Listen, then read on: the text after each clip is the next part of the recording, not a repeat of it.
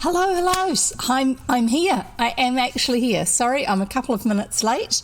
I'm trying to clean out pith from peeling a mandarin from underneath my fingernails. That's what I was in the middle of doing. Sorry about that. I shall just see if I can get the odd sticky feel off my fingers and then we'll get going, okay? Yes, there's a little bit of rattle going on. At least this time I remembered to make sure that my microphone was working, unlike last time I started reading when I turned up on time, but you couldn't hear me for a couple of minutes and I was rabbiting on about all sorts of things and I can't even remember if I covered them by the time I actually realised that there was something wrong with my microphone and got it going. I don't think I went back and explained everything. Anyway, so here we are. Hi.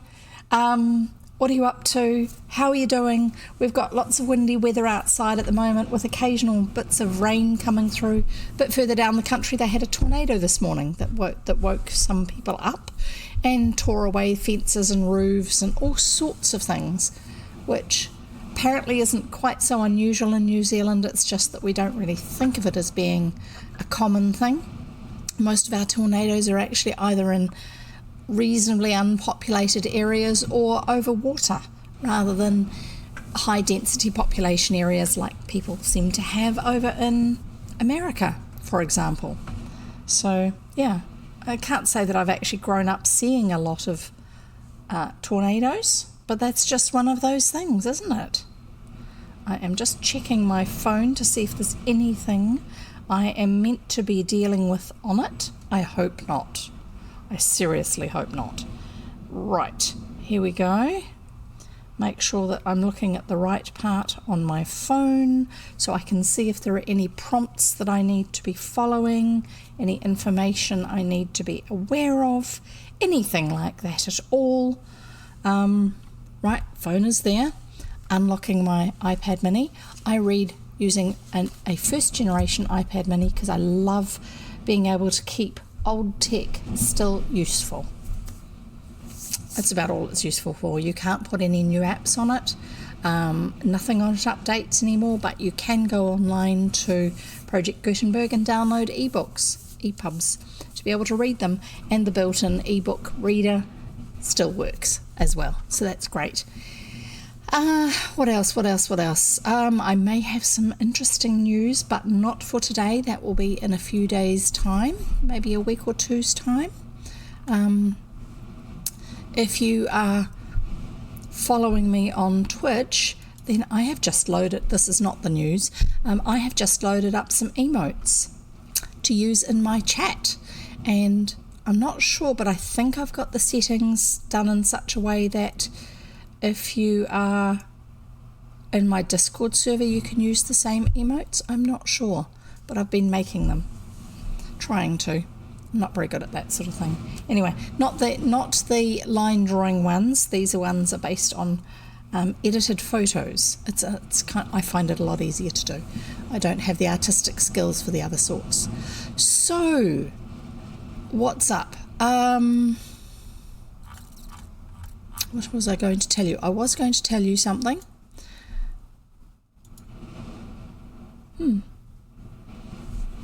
Boom, gone.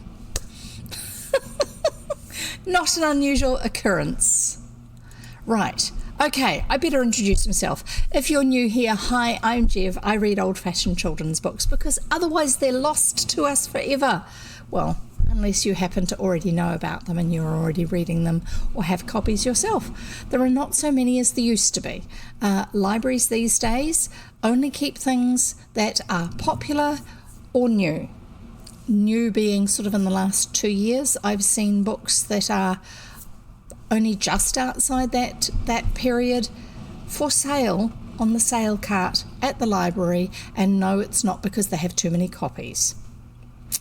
Well, so if you want to hear old-fashioned stories, if you want to hear old stories, keep reading them, keep borrowing them.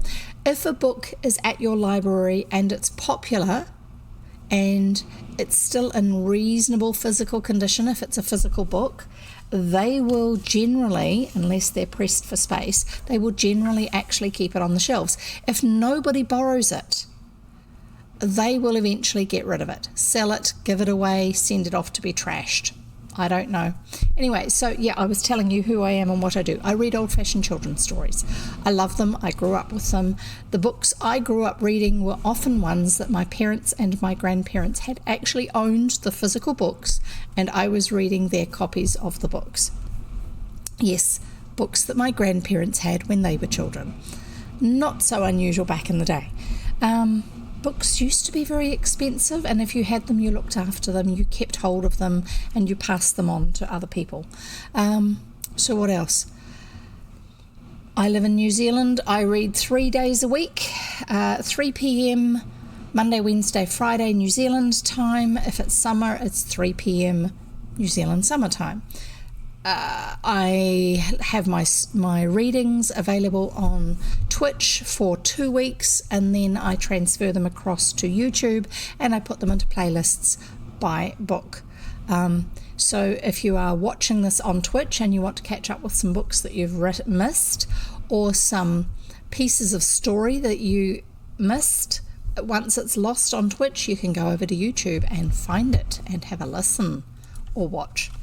I'll actually give you the link. So those of you who are watching in Twitch will see the link in the chat box at the moment.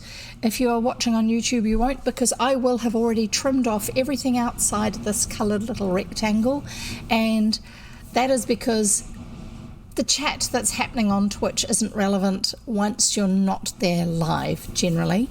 But if you want to have a chat with me on YouTube, that's fine. All you have to do is leave comments. That's why my books are not classified as specifically for children, because if you put them as that, you cannot leave comments on a video. Did you know that? There's your new thing for today, if you didn't know that.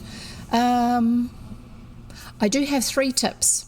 If you're new here and you're going to be listening to stories, make sure, tip number one, make sure you have something to drink handy.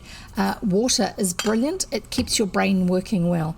If you have other favourite drinks you want to have handy as well to drink, then that's great. Go for it. The second tip number 2 is have something to drink, to eat, snack on handy. This is my mandarin for today. Well, one of my mandarins for today. So yummy, something to snack on. They're in season at the moment, easy to get from the supermarket. I was eating cheese and crackers before, and one of the amusing things that happens when I'm eating cheese and crackers on stream is sometimes the cheese blends into the background, because for some strange reason the program I'm using sees the cheese as being green even if it's yellow, because I have it currently set up to show a photo instead of what is actually behind me. I have a green screen hiding the rest of the office, which is actually storage space, which has lots of stuff everywhere. So therefore I have a green screen, and that means anything that my computer sees as being green behind me, it will blend out and put in the picture that I currently have available to replace it with. And that includes my cheese sometimes. Very peculiar. So that's tip 1. Have a drink handy. Tip 2, have a snack handy. Tip 3 is get yourself somewhere comfortable to sit or lie down. So for my prop for that, I have a nice comfy bright purple cushion. Just to remind you, get yourself somewhere comfortable to sit. And if you are actually still having to work or study, or you're doing something like housework or whatever, that's okay. I don't mind if you're not actually glued to your seat. You're most welcome to listen to me while you're doing any of those things. I do have quite a few listeners who will often listen to me reading a story to them and chatting like this while they're in the middle of doing something else, just because they need something to keep their brain busy while their bodies are also doing a job. If you were to ask me to explain what I do, I would say that I read stories in a manner that is like bedtime stories, not like audiobooks. Audiobooks are beautifully read. They have excellent sound balance. There is no incidental sound going on in the background unless it's scripted as being part of it. You don't hear doors shutting in the other parts of the house or the wind in the chimney, which we currently have a lot of. If I stop talking, you'll probably hear it. kind of. Yep. I know my microphone's picking it up because I'm seeing it on my little sound meter. You won't have any of those things happening in an audio book. You also won't get somebody who's stumbling over their words, somebody who gets lost in the middle of a sentence while they're actually reading it. Normally you have somebody who really hashes up their accents absolutely terribly, or mixes them up between characters and has to restart something, or just totally forgets and whatever. So that's all part of the live aspect of it, which makes it a lot more interesting, I think.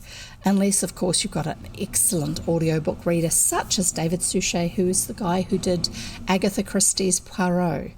He reads Agatha Christie books as well, and they are excellent. He does all the character voices with accents. He does the little old ladies, and they sound like little old ladies. He does the characters that are the detective characters, such as Poirot, and they sound like Poirot.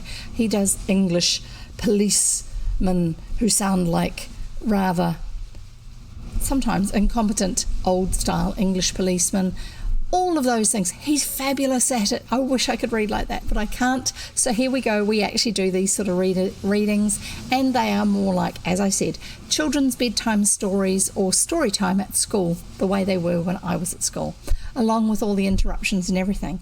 Those interruptions are usually me interrupting myself because, one, I've got lost in the page and I have to try and find where I got up to again, and I'll say something about it.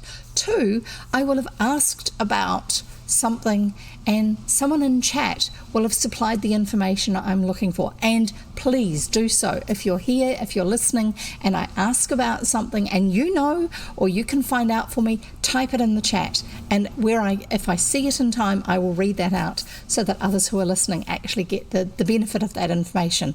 And the other thing I do is go off on rabbit trails. Sorry, I was having to remember what else I do because I do it. Explaining about all sorts of things. Sometimes it's because I've had a little bit of life experience in different places. I've lived in Canada, I've lived in England, I've lived on a boat, I've lived all sorts of things like that.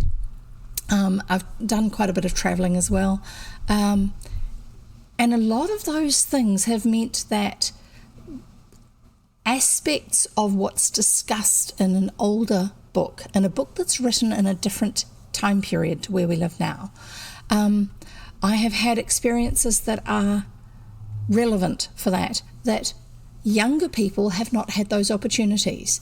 Living on a very small boat, which has very little in the way of what we would consider normal amenities. No refrigeration, no freezer, no technology such as television or anything like that, or even radio. Boat radio, yes. Listening to for entertainment radio, no. Electricity, but the electricity is from a battery and you have to look after it, otherwise you run out and you can't start the boat engine, that sort of thing. Not being able to push a button to flush a toilet or turn the tap on and the water comes out. Having to actually pump the water through. All of that sort of thing means that older style living in old English cottages where you didn't have things automatically working easily the way we do these days, the things that we take for granted, such as refrigeration, actually make a lot more sense to me. I've had experiences of them. I'm even old enough to have been around in the days when milk was delivered in glass bottles to your door. It's really only people my age and older these days who actually have had that experience. But that was common in villages and in towns in England around the era of the books that I read. Either milk was delivered in glass bottles, or you actually had, even earlier, someone who came around with the milk cart, and they would have cans of milk or cream, and cream maybe I should say, maybe even butter. A cream can or a milk can was a great big metal, like a barrel, smaller than a barrel, but with a removable lid, and they would have a scoop, and someone would come out of the house with their container for their milk for the day. Sometimes it was a big jug, sometimes it was even a bucket. They'd come out, and the person with the milk cart would then fill it up for them, give it back to them, and you'd carry on and you'd use that milk as you needed it, and you'd pay either per visit or per week or whatever like that, where another thing that was commonly done was groceries, meat, all of those things. The fishmonger, the butcher, the grocer would actually deliver to your house.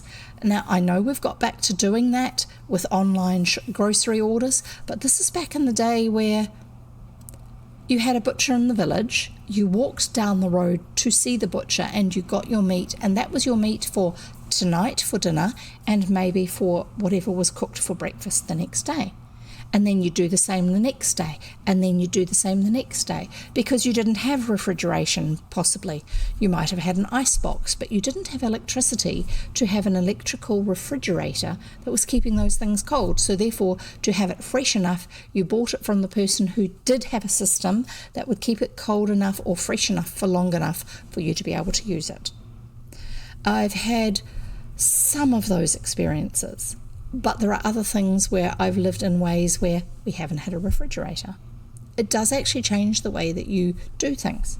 So often I will interrupt what I'm saying in a story to explain something because I've actually had life experience that relates to that, or I've been to somewhere that is like what they're talking about in the story and I feel that it's interesting and relevant for the story, and so therefore I'll interrupt and I'll share that. So that's the sort of stuff that goes on here. And yes, I've taken a long time talking about it, but that's okay. I mean, you're only here for the fun of it anyway. You're not here for class lessons or anything like that. So what about we get on with reading this story? I'm just going to unlock my iPad again. Old iPad mini, which I don't even think you can get them serviced anymore. It's that old. Right. So we are reading William Again by Richmal, Crompton. And I will have that written somewhere on the page that you're looking at, whether you're on YouTube or Twitch, it doesn't really matter. And if you're on one, you can subscribe to or follow me on the other as well, so you'll get notified when either I'm reading live or when I have put a video up, which is a great way to actually stay up to date with what's going on. So, William Again by Richmal Crompton, and we are reading Chapter 7, we've had William's Secret Society. We're not reading Chapter 7 with William's Secret Society. I better have a look. Sorry, I thought I had it in the right place, but I didn't. I'm just checking what chapter I'm meant to be actually reading from.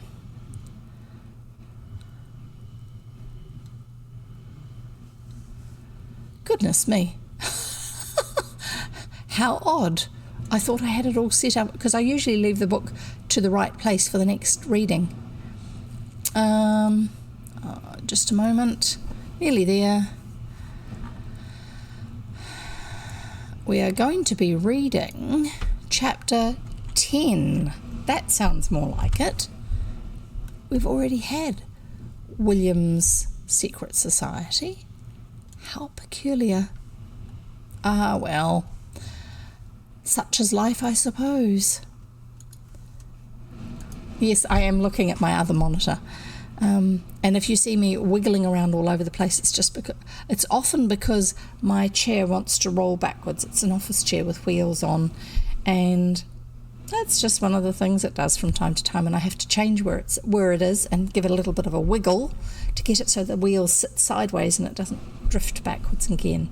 Okay, here we go. William Again by Richmal Crompton. We are reading Chapter 10, The Great Detective. Ooh, let's see what happens. Is William going to be the detective, or is he going to actually meet a real detective and be inspired himself? We'll find out. The play was produced by the Village Dramatic Society. William watched it spellbound from the front row, sitting between his mother and father. It was to him like the gateway to a new and enthralling life. He could not see why his elder brother and sister were laughing. The scene opened immediately after a murder. The corpse had been removed, somewhat to William's disappointment. Otherwise the room was as the murderer had left it. William held his breath as uniformed policemen innumerable moved about the stage with notebooks, looking for clues, crawling under the table, and examining the floor with magnifying glasses. The only clue they could find left by the murderer had been a red triangle drawn upon a piece of paper and neatly pinned to the body by a dagger. This, they informed the audience many times, was the mark of a criminal gang of robbers and murderers who were baffling Scotland Yard. Sorry, I spat. Didn't mean to. Then the great detective came upon the scene, followed by a very bored-looking and elderly bloodhound, with its tail between its legs. The bloodhound, having made its appearance amid applause, contented itself with sitting in the corner of the stage and gazing scornfully at the audience. Have you ever seen a real bloodhound? I'm going to find you a picture of one. This is one of my little asides, my distractions. And yes, you will hear my keyboard clattering away.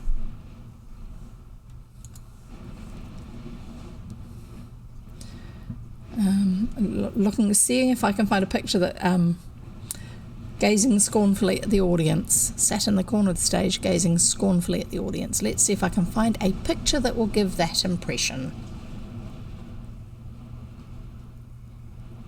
They're not small dogs. The ones that we think of are either basset hounds or something similar, but this is a bloodhound. And like I say, they are not small dogs. I just have to save it to my computer. When I find the right place on my computer.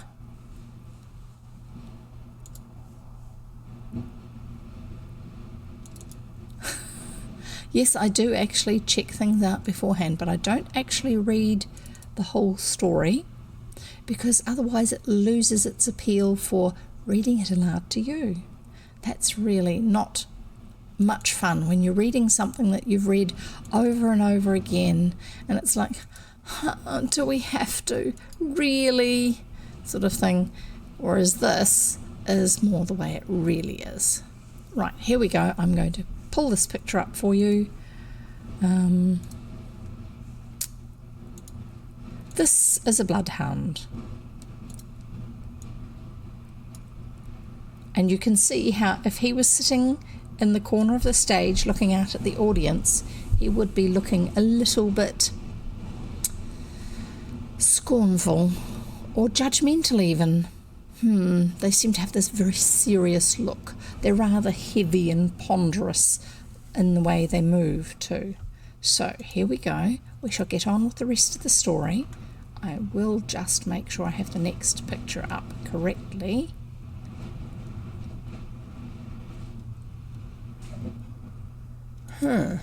That's odd. Sorry. I'm just trying to figure out which one was the next one that I was meant to be looking at for you. View, extra large. We'll get there. We'll get there. Ah, yes, that one. Ready to go. Not the one you are going to see yet, but it is ready for when it is time for you to see. Okay, carrying on. So, the bloodhound, having made its appearance amid applause, contented itself with sitting in the corner of the stage and gazing scornfully at the audience. The great detective advanced to the centre of the stage, bent down and picked up a cigarette end from the floor, a cigarette butt. It had been left by the murderer. The police, who had failed to notice it, fell into postures of ardent admiration. Don't think that happens in real life. The cigarette end naturally bore the name of the maker, and yet, more naturally, was a blend made specially for the murderer. So justice set off hot upon the track, and the bloodhound yawned sleepily and shuffled off in the wake of the great detective. The next scene showed the murderer moving in scenes of luxury and magnificence, wearing evening dress at all hours of the day, entertaining earls and ambassadors amid tropical palms and gilded pillars, and waited on by an army of obsequious footmen. There was also the adventuress in a low, very low, red evening dress, smoking cigarettes upon a gilded settee.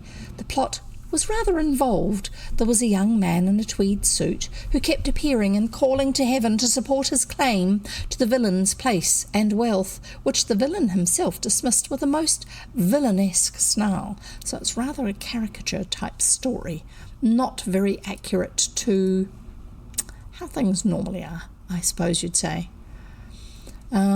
Anyway, we're carrying on here.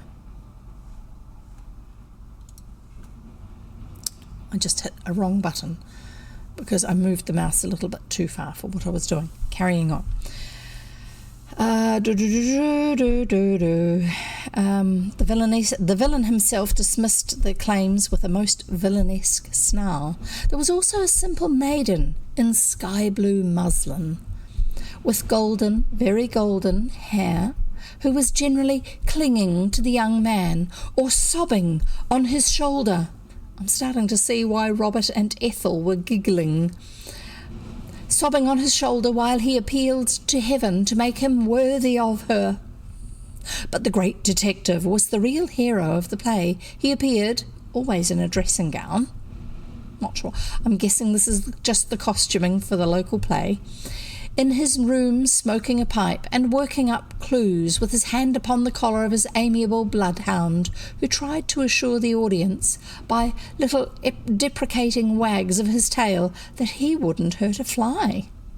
The last scene was the great excitement. The villain, still in evening dress with his background of palms and pillars, was packing to go away.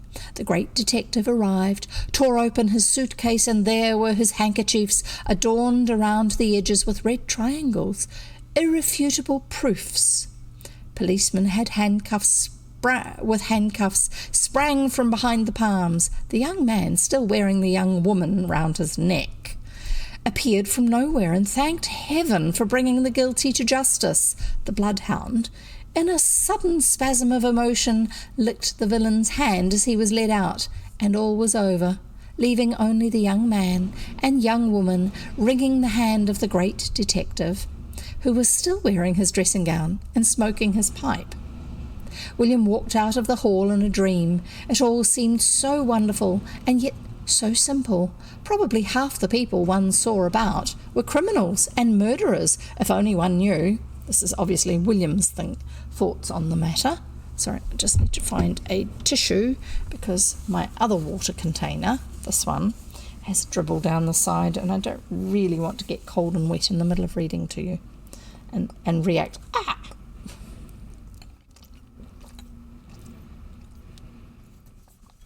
William walked out of the hall in a dream. It all seemed so wonderful, and yet so simple. Probably half the people one saw about were criminals and murderers, if only one knew. You just found a clue and worked it up. It would be fine to be a detective. Of course, one needed a dressing gown and a bloodhound. But he had a dressing gown, and though Jumble wasn't exactly a bloodhound, he was a bloodhound as much as he was any kind of dog. Jumble was all sorts of dog. That was what was so convenient about him. That's why he's called Jumble, I think. Before William had retired to bed that night, he had firmly made up his mind to lose no time in bringing some great criminal to justice with the aid of Jumble and his dressing gown. "There have been," said Mrs. Brown, William's mother, at breakfast the next morning, "a lot of burglaries around lately." William stiffened. A little later he went out, calling Jumble. He walked down the road, scowling at the houses as he went. In one of those larger houses the criminal must live. Somewhere where there were palm trees and a butler. Of course, a murderer was more exciting, but a burglar would do to begin on. He met a man coming up the road from the station, carrying a black bag. Sorry, I'm just going to move so you can see this bit while I read. A bag! Carrying a black bag. William glared at him suspiciously. A bag? Of course a burglar would need a bag. Somewhat startled by William's stern, condemnatory expression, the man turned round again William scowled still more. A guilty conscience. That was what made him turn around like that. He recognised, doubtless, the expression of a detective. Jumble barked excitedly and wagged his tail. Even Jumble suspected something. William turned and followed, creeping along in the shadow of the hedge, bent almost double. The man turned round again uneasily. So there's William in the shadow of the hedge. See, there's his head, there's his back, and his knees are down here, and this is Jumble. He's got his hand on Jumble's collar, and this is the man turning around and looking over his shoulder because he's a little bit perplexed and wondering what's going on. I don't think he saw the play last night. The man turned around again uneasily. William followed him till he saw him enter a pair of large gates by the roadside and go up to a fair-sized house with large bow windows. Bow windows are those curved ones on the front of some houses where you've got several panes of glass in their frames that come around on a bit of a curve. That's a bow window. Go up to a fair-sized house with large bow windows. William, with pride and determination writ large upon his freckled face, took a piece of chalk from his pocket and made a cross upon the stone gate-post. He had very neatly and almost under the master's eye removed the chalk from his master's desk at school that morning for the purpose. So William was already thinking ahead when he was at school about what he was going to do if he found out where the lair of the burglar was. Becoming absorbed in his task, he turned the cross into a spider and then into a shrimp. A few minutes later, inspired now purely by art for art's sake, he was adding a tree and a house when he was roughly and ignominiously ordered off by a passing policeman. With a glance of crushing dignity, he obeyed. If only that policeman knew. That night, William, after retiring for the night, dressed himself completely, donned a dressing gown in lieu of an overcoat, crept downstairs and out of the back door. He released Jumble on his way. Itchy. Together they crept up the drive to the house. The bow window was open and the room was in darkness. The first thing William wanted to do was to find out what was inside the house. If there were palms. He climbed in by the open window, holding Jumble tightly beneath his dressing gown. He went out of the room and across a hall, past the open doorway of a room in which the man who had been carrying the bag was having dinner. Opposite him was, presumably, the adventuress, a little fatter than the adventuress in the play, and in a black evening dress instead of a red one. Still, you couldn't expect all adventuresses to look exactly the same, and she was wearing pearls. The pearls must be what the man had stolen last night and had been bringing home in his bag. William stood in the doorway for a minute, taking in the scene. Then he went down to a room at the end of the passage. A glass room. Palms. Ha! William had learned all he wanted to know. He returned to the other room and out of the bow window. That evening Mr. Croom, merchant in the city, turned to his wife with a worried frown. "There's something worrying me, old girl," he said. "What is it, Jim?" said Mrs. Croom. "Well," said Mr. Croom, throwing away his cigar end, "have I seemed queer at all lately?" "No," said his wife anxiously. "Not as if I might be subject to hallucinations?" "Oh, no, Jim." "Well," he said, "it's a strange thing. I was coming along the road today. I suddenly saw a boy. I hadn't noticed him before. And he seemed suddenly to appear, a most peculiar expression, most peculiar. Very intense and searching, as if he had some message, you know. I'm never quite sure that there's nothing in spiritualism. Well, I kept thinking about it as I changed, that peculiar piercing expression, wondering, you know, whether it was hallucination or a message or anything, you know. There was something not ordinary about his expression, and he was obviously reaching the climax of the story. Well, you may hardly believe me, but this evening as we sat at dinner, I looked up and distinctly saw the same boy standing in the doorway and looking at me with that peculiar expression. He wore a strange flowing garment this time. I pinched myself and looked round the room and then again at the door, and he'd disappeared. Yet I swear I saw him with just that extraordinary expression looking at me just for a minute. Mrs. Croom, mouth opened, laid aside her sewing. "My dear Jim," she said, "how extraordinary. I wonder, you might try psychoanalysis. If the vision comes again, it's quite fashionable." "I hope," said Mr. Croom, "that it won't appear again. It wasn't," he confessed, "on the whole, a pleasant expression." Meanwhile, William, asleep in bed, was dreaming of Mr. and Mrs. Croom, handcuffed and dressed from head to foot in red triangles. "It's chiefly jewellery that's been taken," announced Mr. Brown, William's father, from the local paper at the next morning. "Ha!" said William sardonically. "Mrs. Croom wants us to go to dinner on Saturday," said Mrs. Brown, looking up from the letter. "Ooh! Who's Mrs. Croom?" said Ethel, William's elder sister. "They're new people up Green Lane, the end house." "Ha!" snorted William. "What," said William's elder brother, "is the matter with you?" "You'd like to know, wouldn't you?" said William, with a disrespectful contortion of his face. "Just." Then he went up to his bedroom and, putting on his dressing gown, stood scowling into space, with his head resting on his hand and his elbow on the mantelpiece in the attitude of the great detective, thinking out a clue. The bloodhound insisted on spoiling the picture by sitting up to beg. That evening Mr. Croom looked very weary when he came home.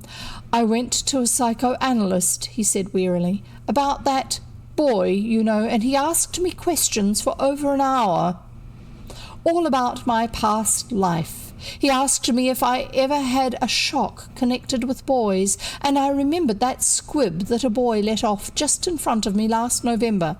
A squib is like a firecracker type thing, which is not available anymore in New Zealand or even in England because they can be a bit dangerous when you're not using them properly or well. He says that this hallucination may be caused by a subconscious fear. He gave me a lot of other cases of the same kind that he's treating. He says that if, when I see the boy, I try to remember that really he doesn't exist, I may get over it. I met cousin Agatha afterwards. She thinks it's a message. She wanted me to ask the Psychical Research Society to come down, but I think I'll wait until after the dinner party anyway." Mrs. Croom clasped her hands. "Oh, Jim," she said, "it's very wonderful, isn't it?" William, after deep consideration, had decided not to take anyone into partnership. In the play there had been a faithful and unobtrusive friend of the great detective who had merely asked questions and expressed admiration. But William, reviewing his circle of friends, could not think of anyone who would be content with this role. Therefore he kept the whole thing to himself. He decided to bring off his great coup on the evening of the Crooms' dinner party.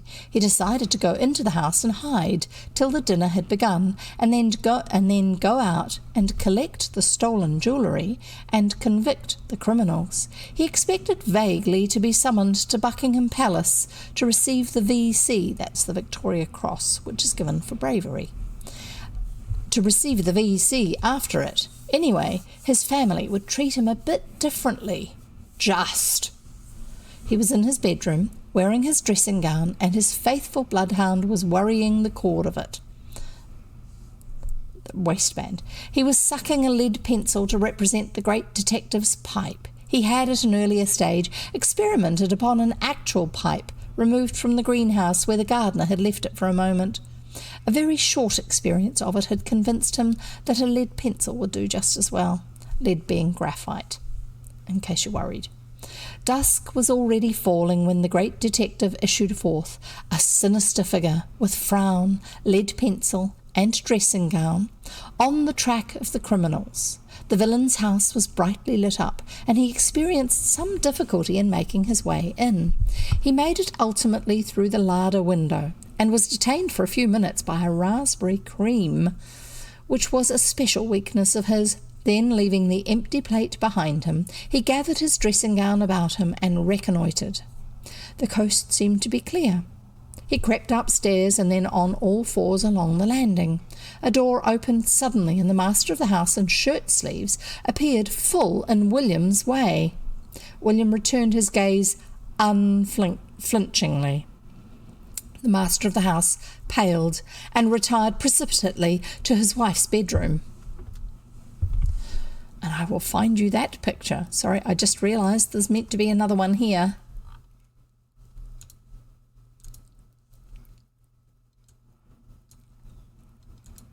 There you go. There's the master of the house, Mr. Croom, and there's William on all fours, scowling at him in his dressing gown as he crawls along the hallway. That would be a little startling, wouldn't it? Especially if you're worried about your current state of mental health. "I've seen it again, Marie," he said. "What, dear?" "The, subconscious fear, the, message, you know. It was crawling along the passage outside in its curious long garment, and it gave me just the same kind of look. Piercing, you know, almost hostile. I'm beginning to feel rather nervous, my dear. You've never seen anything of it, have you?" "Never." Mr. Croom wiped the perspiration from his brow. "I'd better look up some sort of comfortable asylum, you know. Somewhere where the food's good, in case I go clean off it suddenly.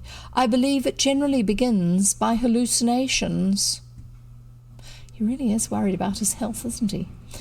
"You must go away for a change," said Mrs. Croom firmly, "as soon as you can after the upset of this party is over." "Yes," said Mr. Croom, "but supposing I see it there, where I have gone away?"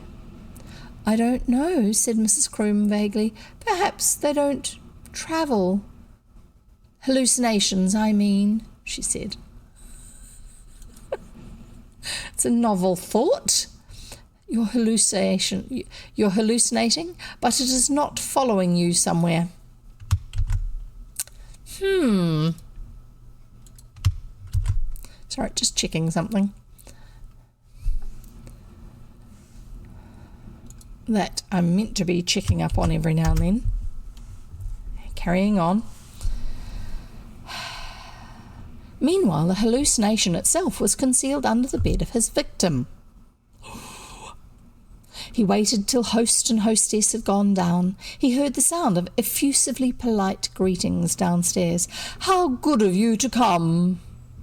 "Ha!" snorted William to a cardboard hat box that shared his refuge with him. "Just you wait." Then he crept out and began to look around the room. He managed to find some of Mr. Croom's handkerchiefs and was disappointed not to find red triangles on them, but he found a horseshoe on one, and that was just as likely to be the sign of a criminal gang.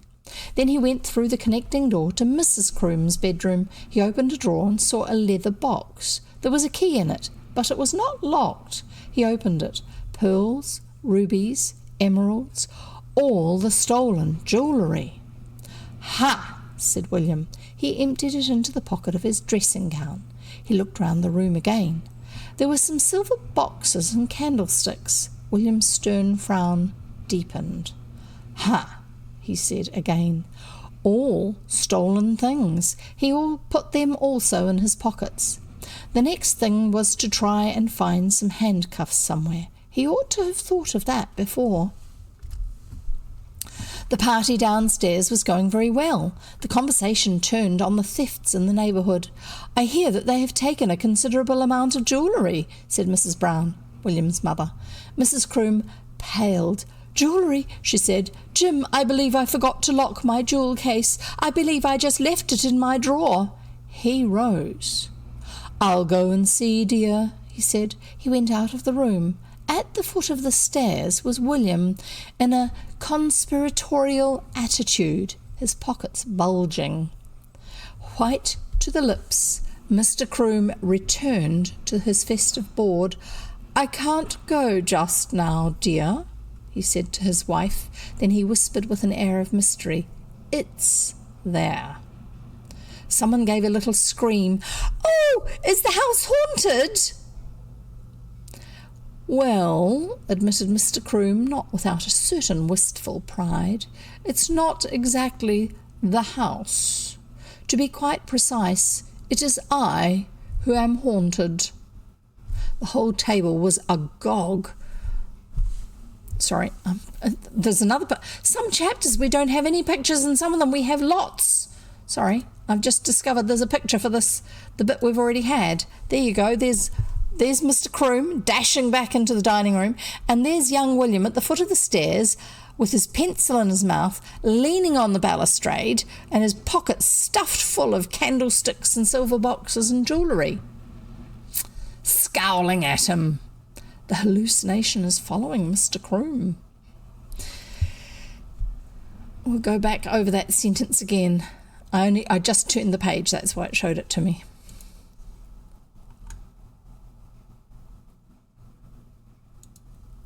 Right, we'll carry on. The whole table was agog.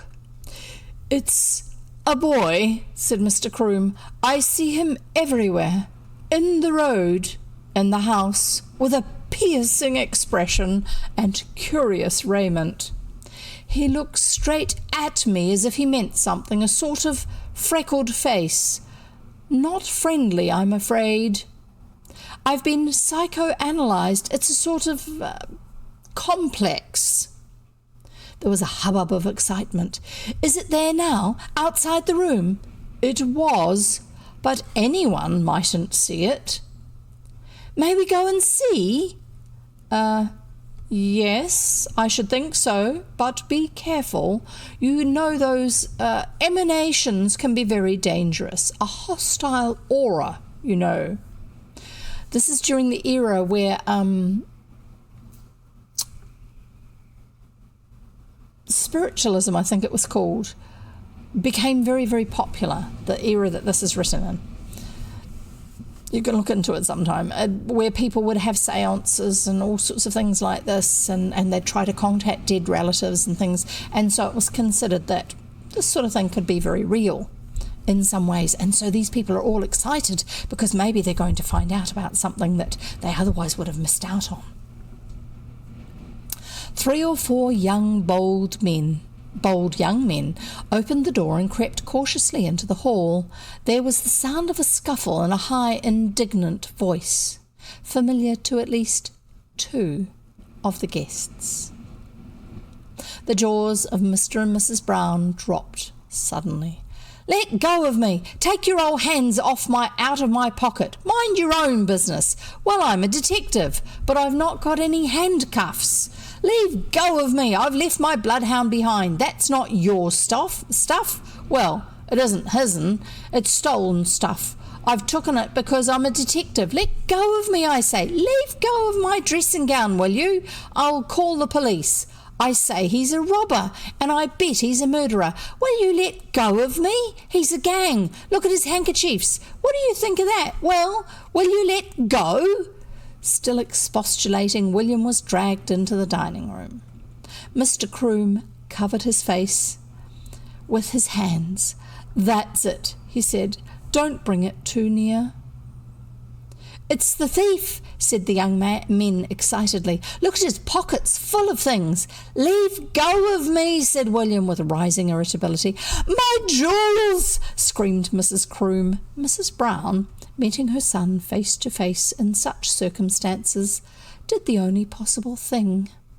She fainted dead away, and did not recover till the crisis was partially over.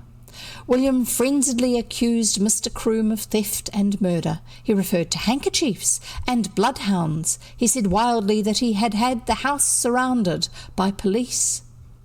It took about half an hour to convince him of his mistake. How do you know they're their own things? They only say so.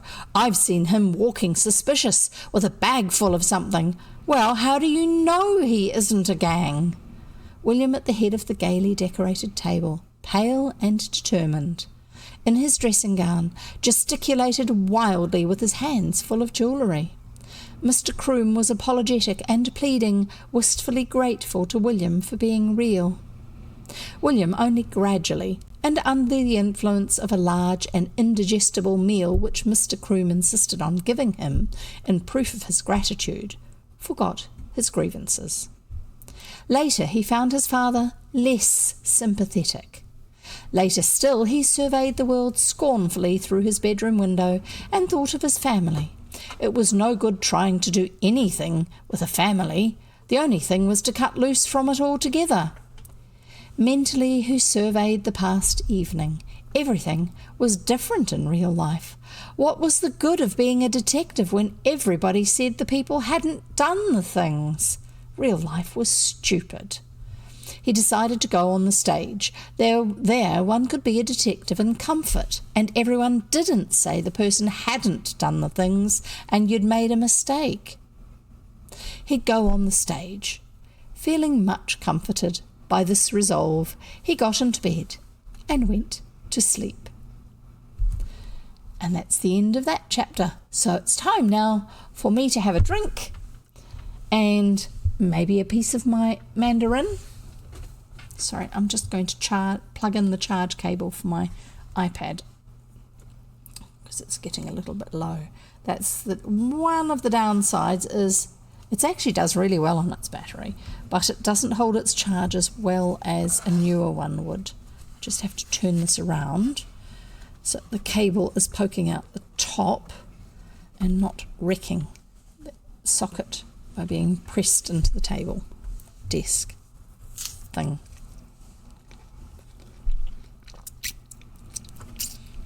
Now, if you don't have something to snack on, off you go. Quick, now's the time to get it.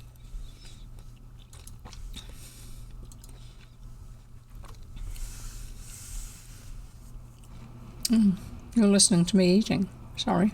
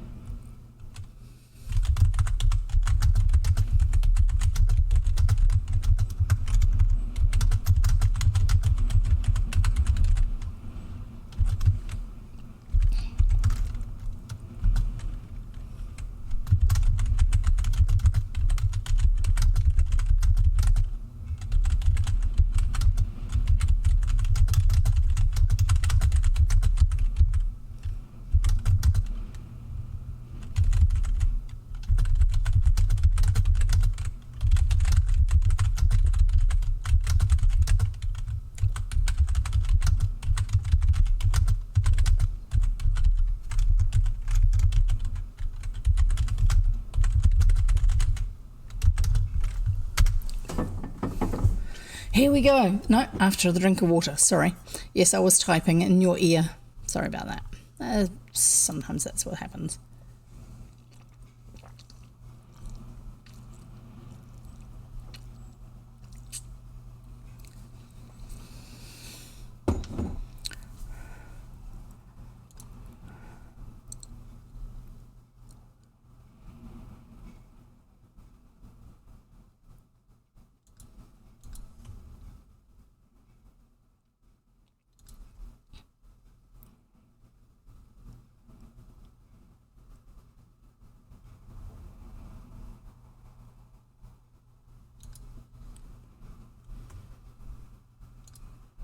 And we're about to get started again. You ready? I am. Here we go. Momentary break. Give the voice a little bit of a rest and then carrying on. Sometimes I chat. Just depends on how the voice is feeling and if there's anything I want to tell you about. Other times, I just putter around on my computer. And no, I didn't actually put it onto a Be Right Back screen or anything like that because, I mean, it's a bit boring. I think I should probably do an unfocused version of my normal camera screen, so you know I'm still here, and it gives your eyes something to think about. Your eyes something to think about, you know what I mean. But without feeling like you're having to be sitting there watching me. That would be a good idea, wouldn't it, as a Be Right Back screen. And then if I actually step away from the computer, that's okay, you can see that I'm not there. And if I'm doing something in the background, you know I'm getting ready. Anyway, so here we go. Let's carry on with the next chapter. We are reading William Again by Richmal Crompton. From what I understand, she's a lady who didn't get married and didn't have kids, but had been a teacher, although I think it was at a girls' school.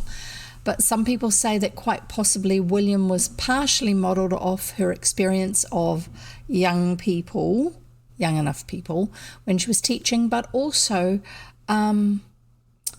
what she either remembered of when she was growing up herself, I don't know if she had siblings, but also a nephew or something like that. Don't know. Most authors draw their inspiration from something that they've seen or experienced, rather than it just being totally made up. They may expand upon it from their imagination, but often we have a starting point of something real that gives us an idea. And I wouldn't be surprised if that's the case with Ms. Crompton. Anyway, so here we go.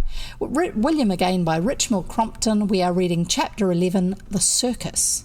What's William going to get up to this time? Itchy nose again.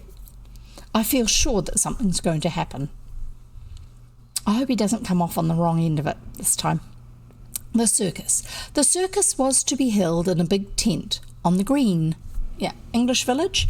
Houses down various streets and lanes, and then you'll have a piece near the centre of the village, which is called the Green. Often there's a pond there. It would be a little bit like a very simple park. Sometimes it's got trees on it, sometimes it's not. It will often be a place of gathering for various outdoor things. The village that I lived just out of when we were in England, we're a couple of miles out of the village, living on a farm, had in the middle of winter, the beginning of winter in November, we would have the big bonfire for Guy Fawkes Night on the village green. And we were allowed to without having to get permission from the local council, because a charter was granted to the village by a king sometime several hundred years ago that said we were allowed to, as long as the bonfire was continued every year without having to apply for permission from anybody, because otherwise it actually would not have been something that could have been done because of health and safety regulations and all sorts of things like this. We actually then had to meet health and safety regulations, but they couldn't just decline our application for it because they didn't get a say in it. But the bonfire and fireworks were held on the green, and you'd have people there who had little stalls who were roasting chestnuts and selling them and all sorts of things. It was lots of fun, especially in the cold, dark, dreary part of winter. And if you found the fireworks when you're on the green like that a little bit loud, then you would take along Earmuffs, the sort you use when you're doing loud machinery things or driving noisy tractors that don't have sound insulation in the cab, that sort of stuff. And so that's what we did with our children, because they were quite small, is they would each have a pair of my husband's work earmuffs, which were quite effective, and then they could enjoy the fireworks without the noise being too uncomfortable for them. But this is the sort of thing which is what the village green was used for, among other things. Sometimes that's where the village fete would be held, like a big fair or gala day type of thing. You'd have stalls and activities and that sort of stuff. But that's the village green is often considered to be the cultural centre of the village. So here you go. The circus was to be held in the big tent on the green. William had watched them putting up the tent the day before. He had hung around with wistful eyes fixed upon it. Here was the wonder of wonders, the mystery of mysteries, a circus. He had seen the posters of it. It would be there that very day with its lions and tigers, its horses and dogs, its golden-haired, short-skirted beauties, its fascinating red-nosed kings of laughter, that's the clowns, its moustached masters of the ringmaster, its quips, its thrill, its mystery, its romance, its gilt and tinsel and light. A circus. It is a strange fact that William had lived for 11 years of his life and never seen a circus. But he was determined that the omission should be rectified. It was dusk when he saw them pass. Through the bars of the cages looked out weary, spiritless lions and tigers, but to him they were veritable kings of the jungle. There was an elephant and 2 camels, and chained to the top of a van, a monkey, shivering in a green jacket. Sorry.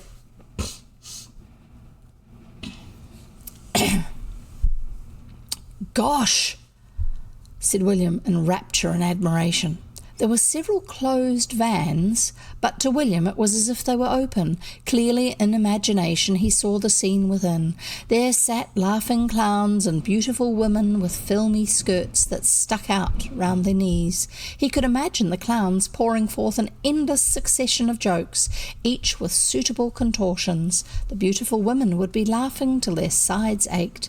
He wished he had a clown for a father. Imagination almost faltered at the blissful thought.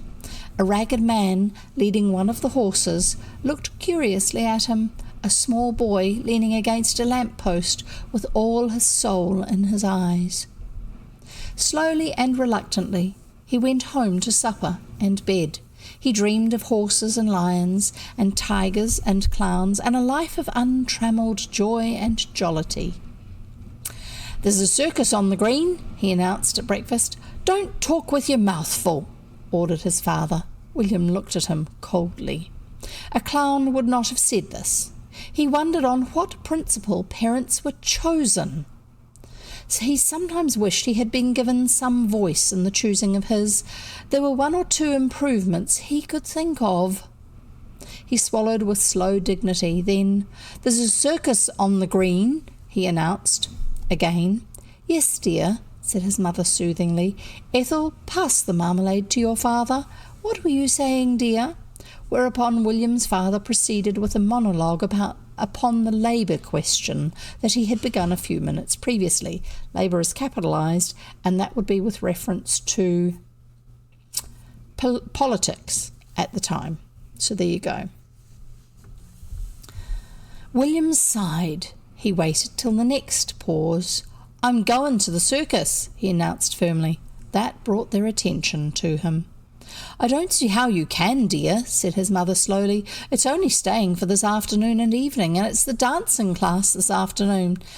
"Dancing?" William repeated in horror. "Surely you don't expect me to go dancing with a circus on the green?" "I've paid for 12 lessons," said Mrs. Brown firmly, "and Miss Carew is very particular about your not missing without a real excuse." "Well, there's this evening," said William. "You know Grandfather and Aunt Lillian are coming," said Mrs. Brown, "and they'd be most hurt if we went out the first evening." "Well, they're coming to stay a week," said William, with the air of one who exercises superhuman patience.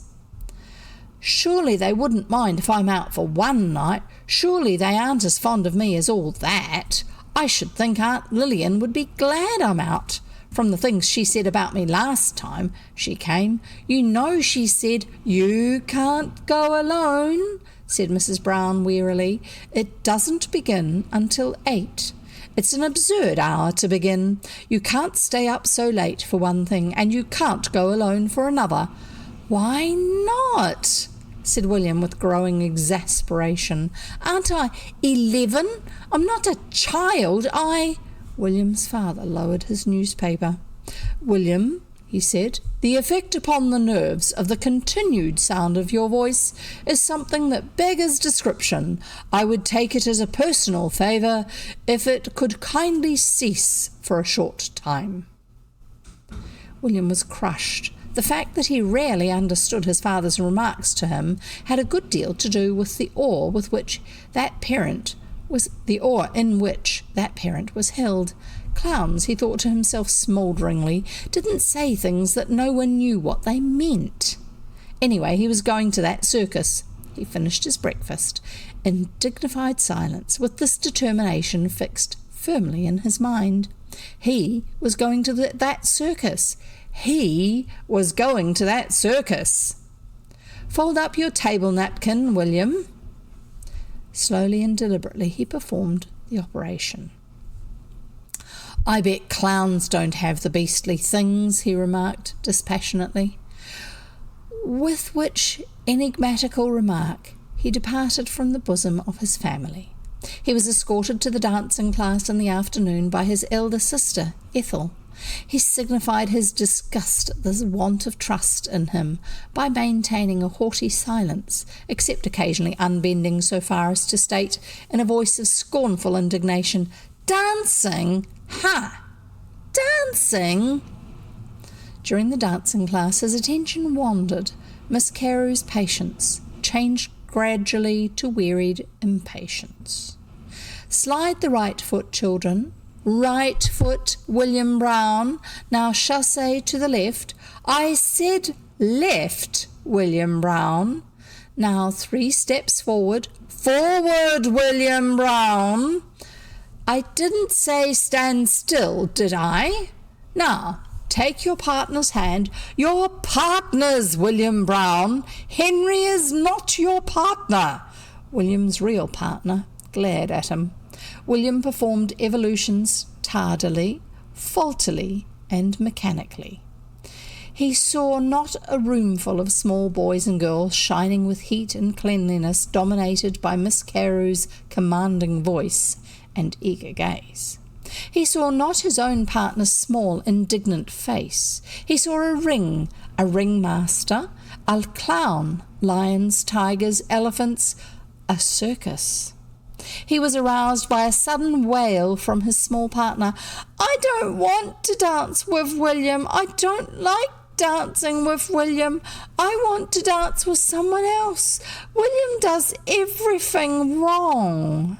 William gazed at her with a reddening countenance. The dancing class stopped dancing to watch. The maiden found a small handkerchief hidden in a miniature pocket and began to sob into it. "I could dance nice with someone nice. I can't dance with William. He does it all wrong." "Me?" said William in horror. "I've not done anything. I don't know what she's crying for," he explained to the room helplessly. "I've not done nothing to her." "You are enough to make any little girl cry," said Miss Carew sharply, "the way you dance."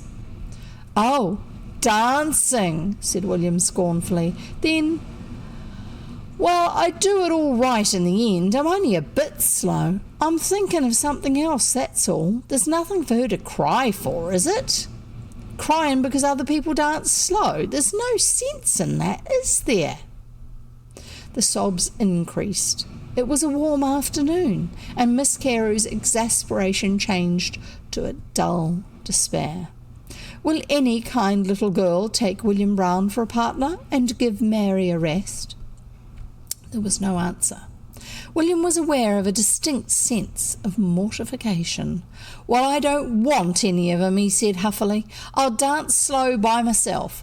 I'd sooner dance by myself than with an old girl crying. A brilliant idea struck him. "I'll go home, shall I?" "I shan't mind going home." His cheerfulness grew. "Then she," he indicated his late partner, "can do it quick by herself and give up crying. I'll go home. I don't mind going home." "No, you won't," said Miss Carew.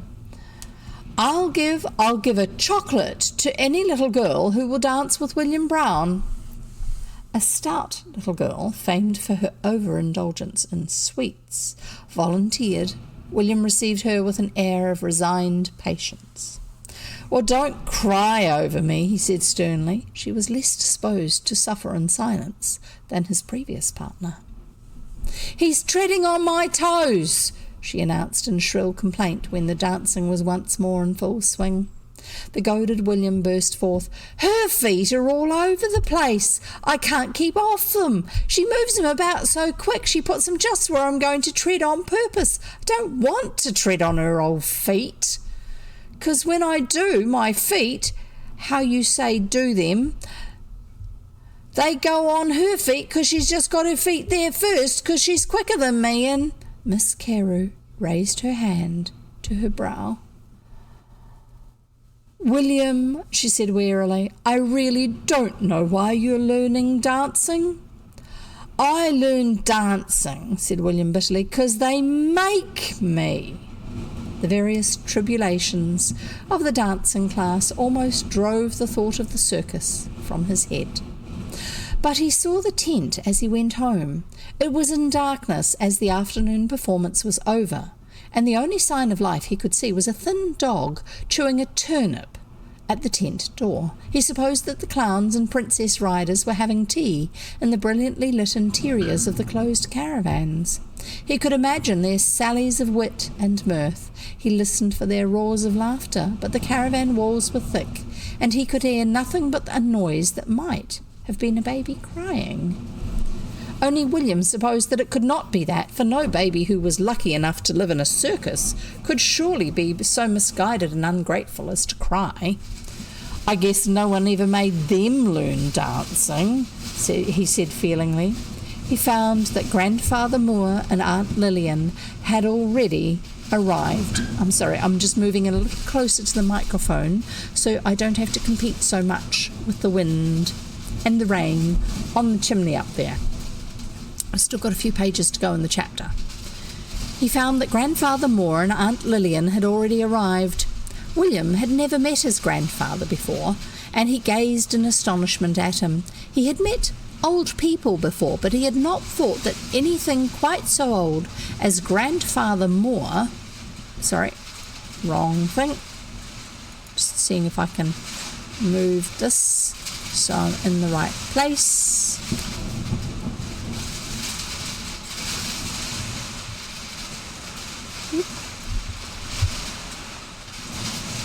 So I look in the right place, but I'm also reaching the microphone.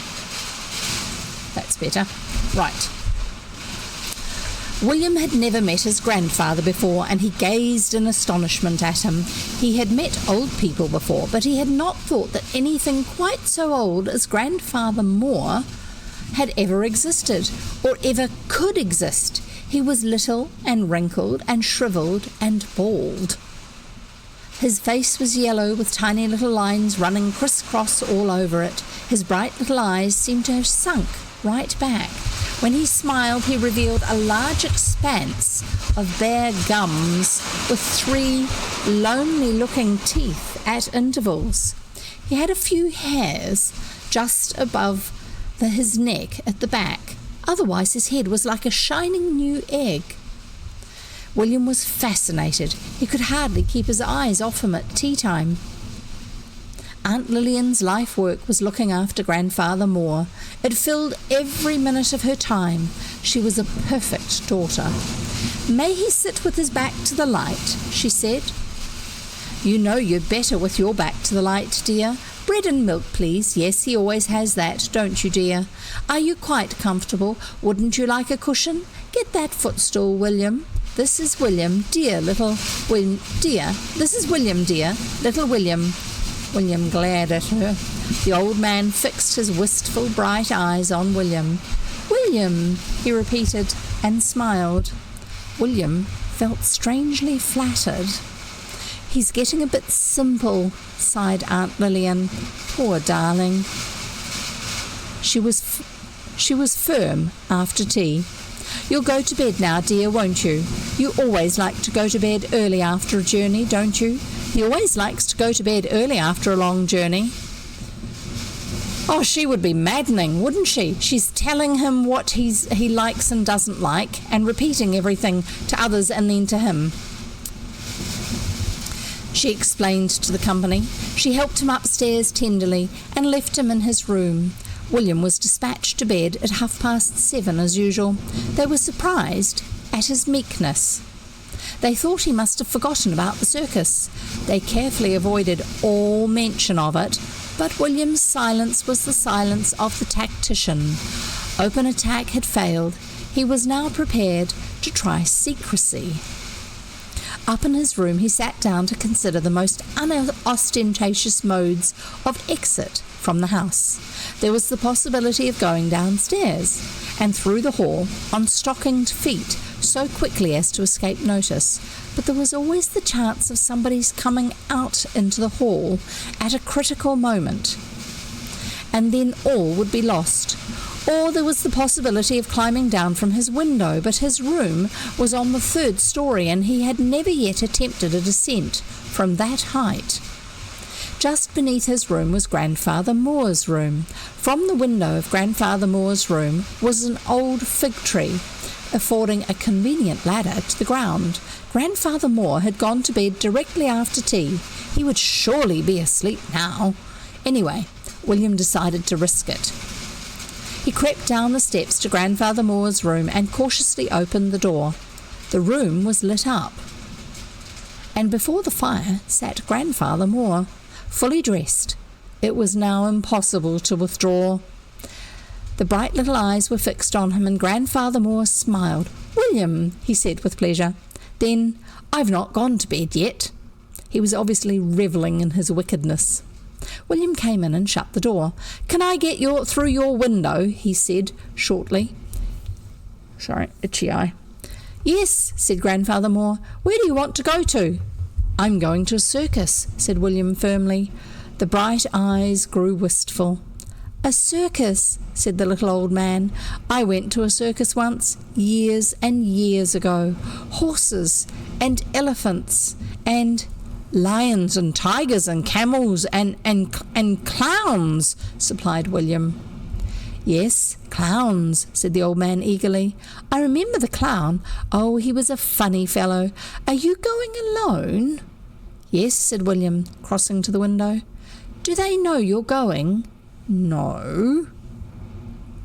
The little old man began to tremble with excitement. "William, I want to see the circus again. Let me come too." William was nonplussed. "You can't climb down this tree," he said judicially. "I was going to climb down this tree." "I'll go downstairs," suggested Grandfather Moore. "You wait for me outside. I'll come out to you."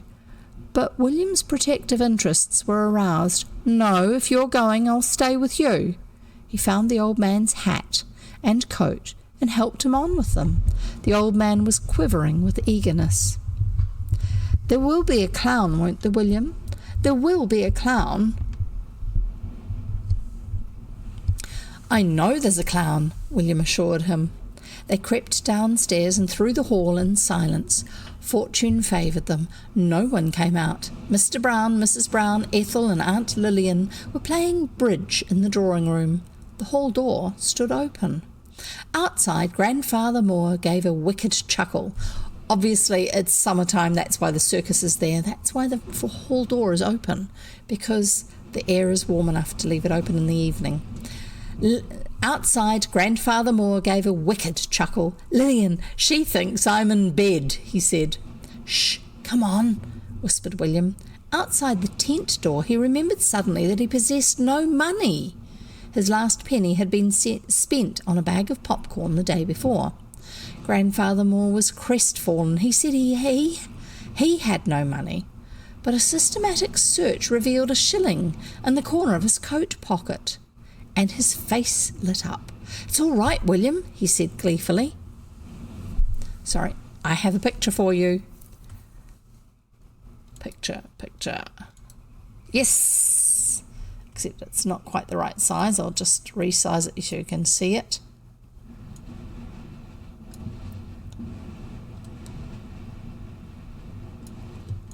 Not quite the look of the old man that I was expecting, but that's okay. So there's William and Grandfather Moore creeping down the stairs to go off to the circus. "It's all right, William," he said gleefully. A stream of people were entering the tent. There was the ring, the sawdust, the stands for the horses, the sea of people, the smell that is like no other smell on earth, the smell of the circus. William's heart was too full for words. He could hardly believe his eyes. It was all too wonderful to be true. And there, in the ring, was a clown, a jolly, red-nosed, laughing clown. Grandfather Moore clutched his arm. "The clown, William!" he gasped in ecstasy. William sighed, a deep sigh of intense happiness. They secured good seats in the second row from the bottom and sat in silence. A curious couple, their eyes fixed on that figure of dreams with a loose white shirt and a chalked face. He held a small camera, and he was offering to take the photographs of the people who came in. At last a farmer and his wife agreed to be photographed. He posed them carefully in the middle of the ring, the lady in a chair, her hands folded in her lap, the man standing by her side, his hand on her shoulder. Then he told them not to move. He said he was going to photograph them from behind first. He went behind and disappeared through the door of the tent. The couple stayed motionless with sheepish grins on their faces. The suppressed titters of the audience increased to roars of laughter. It was some time before the rustic couple realized that the clown was not photographing them carefully from behind. William enjoyed the joke. He emitted guffaw after guffaw while Grandfather Moore's shrill cackle joined in. "He's gone away, William," he piped between his laughter. "He's gone right away. They think he's taking them from behind." At last the joke dawned on the bucolic couple, and they went to their places amid applause. Then began the circus proper. I'm just finding the next picture because there is another one.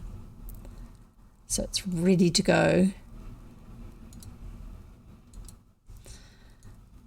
We're not quite ready to see it, but I've got it ready for you.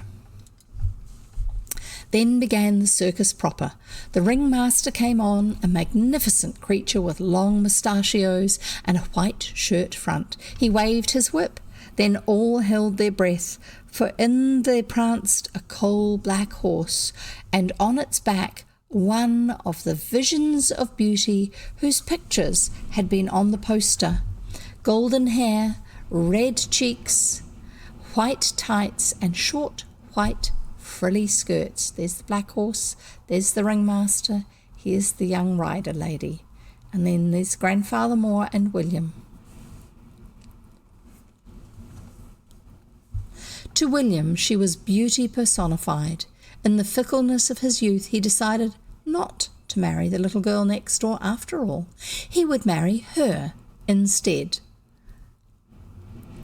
He would be a clown and marry her. He watched her with fascinated eyes. She rode round the ring bareback. She rode round standing on the horse's back and blowing them kisses. William blushed violently when he imagined one came to him. "Golly," he breathed. "Isn't she fine?" said Grandfather Moore. "Isn't she just?" said William. All the while the majestic ringmaster stood in the centre of the ring, twirling his mustachios and flicking his long curling whip.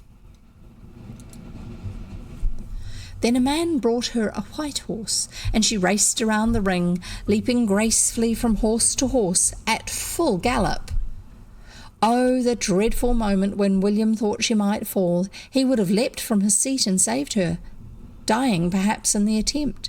His thoughts lingered fondly on the scene. Then she leapt through the paper hoop again and again, landing gracefully upon the black or white back. William grew impatient for the time when he should be old enough to be a clown and marry her. The thought of the dancing class had faded altogether from his mind. The thoughts of youth may be long, long thoughts, but its memories are distinctly short. Then the clown came on again. How they roared at him! He tried to get on a horse, and he couldn't. He tried to stand on a chair, and he couldn't. He tried to do conjuring tricks, and he dropped everything. He tried to walk across the ring, and he slipped at every step. He fell over his trousers. He fell over the ringmaster. He quarrelled with the ringmaster. The ringmaster knocked him down. He said the funniest things William had ever heard in all his life. William was literally exhausted with laughing. Grandfather Moore was hoarse. Occasionally his cackling laugh cracked feebly on the top note. Open-mouthed and tense, they watched a collie dog carrying its puppy, nurse it, give it a bottle of milk, and put it in its cradle. Watched the elephant pick out numbers at the directions of the ringmaster. Watched the monkey ride a bicycle and pelt the clown with sawdust. But the last item was the most stupendous. It was called the Prairie on Fire. There were real flames, red rolling flames, and through them and in headlong flight before them came cattle and horses and buggies, whose occupants stood up, lashing on the horses and casting glances of terror at the flames. The golden-haired beauty was wringing her hands in the last buggy but one. The monkey was on the seat with the driver. "Crumbs!" gasped William. Grandfather Moore was beyond words. Almost dazed and drunk with happiness, they went out into the darkness at the end. They walked in silence till they were almost at the gate of William's house. Then William spoke. "I don't care what they do to me. It was worth it. Jolly well worth it." Grandfather Moore gave a chuckle. "That was a circus, William. I saw a fine one when I was a boy too.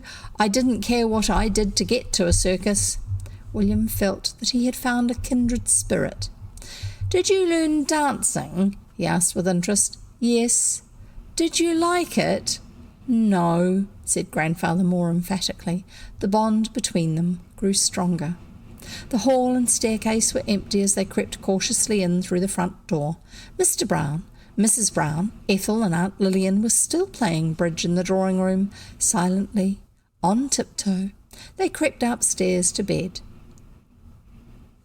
Mrs. Brown was apologetic at breakfast.